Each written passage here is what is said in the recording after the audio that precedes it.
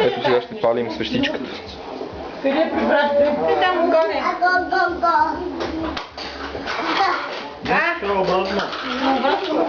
Ами зависи къде го гледаш. Тук е повече сега.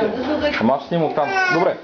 Това, което е написано да е като сянка на свещичка. Заби се. Защо се заби, бе? Точно така ще стане. Защото са изкинали. Може да изключите климатик? Защото да не духне свещичката.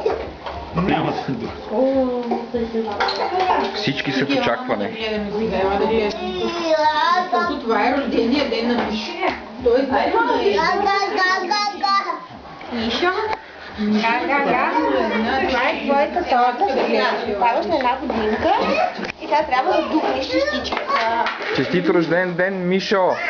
Намисли си желание. Не, на български. Честит рожден Ден, Мишо! Честит рожден ден, скъпи Мишо! Честит рожден ден, Мишо! Духай свещичката! Ще духаш ли? Айде духай. Тати духна!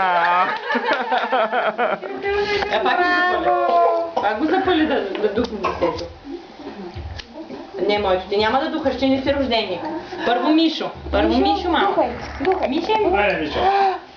Айде духай. Още не знаем. Браво! Браво! Браво!